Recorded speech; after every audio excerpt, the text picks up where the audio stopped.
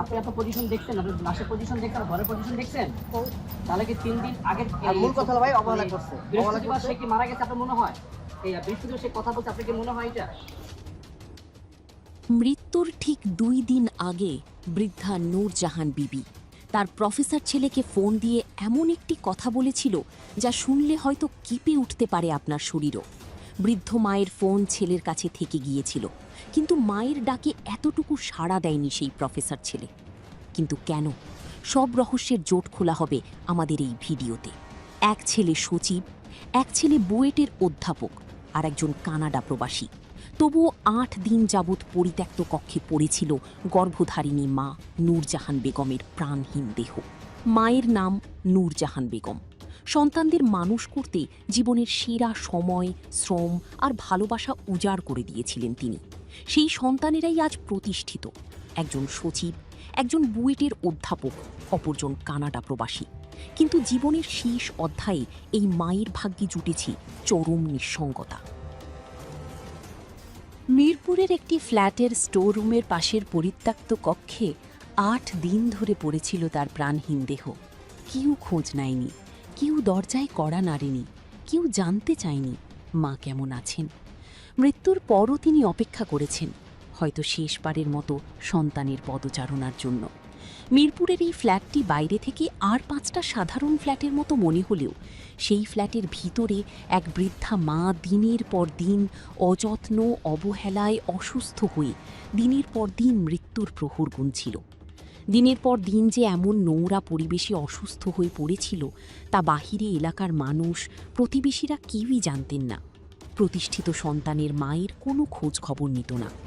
অথচ মৃত্যুর ঠিক 2 দিন আগে বৃদ্ধা নূরজাহান প্রফেসর ছেলেকে ফোন করে বলেছিল, বাবা, তোরা তো অনেক দিন হলো মাকে দেখতে আসিস না, আমি হয়তো আর বেশি দিন বাঁচব না, আমাকে এখান থেকে নিয়ে যা। কিন্তু তার প্রতিষ্ঠিত সন্তানেরা এতটাই ব্যস্ততার মধ্য দিয়ে যাচ্ছিল যে মায়ের এই কথাটুকু তার কান অবধি পৌঁছালো না। যে মা তাকে 10 মাস 10 দিন ধরে গর্ভে ধারণ করেছিল, সে মায়ের এমন করুণ পরিস্থিতির কথা শুনেও এক মুহূর্তের জন্য ছুটে গেলেন না তার সন্তানেরা।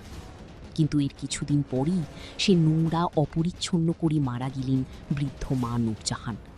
ডাস্টবিনযুক্ত ফ্ল্যাট থেকে যখন বৃদ্ধা নূরজাহানকে উদ্ধার করা হয়, তখন তাকে পোস্টমর্টেম ছাড়াই দাফন দেওয়ার চেষ্টা করেছিলেন তার সন্তানেরা।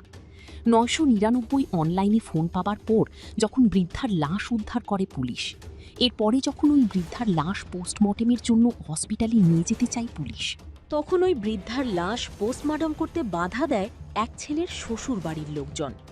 আমি কিন্তু আপনাকে নিতে না করি না, একটু সময় দিতে তো অসুবিধা নেই। হ্যাঁ, কথা যেহেতু হচ্ছে একটু সময় দিন। একজন আমাদের গ্রুপে জয়েন করেছে, উনি দায়িত্ব পেয়েছে, ওনার সাথে কথা বলছি। তাহলে তো রাখবে। আমেন না একটু, আমি সময় দিতে পারবো না। আমি আছি 3 ঘন্টা, আমি সময় দিতে 2 মিনিট আপনি দিয়েছেন 3 ঘন্টা। তবে মায়ের মৃত্যুর খবর পেয়ে যখন কানাডা প্রবাসী ছেলে দেশে আসেন, তখন তিনি জানায়, আমরা মায়ের খোঁজ খবর নিতাম।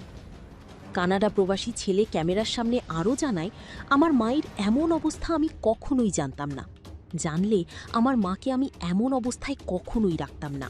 তারা নিয়মিত মায়ের খোঁজ খবর নিতেন বলে কানাডা থেকে দেশে আসা ওই ছেলে দাবি করেন। আপনি আপনার পজিশন দেখছেন, আপনার লাশের পজিশন দেখছেন, ঘরের পজিশন দেখছেন?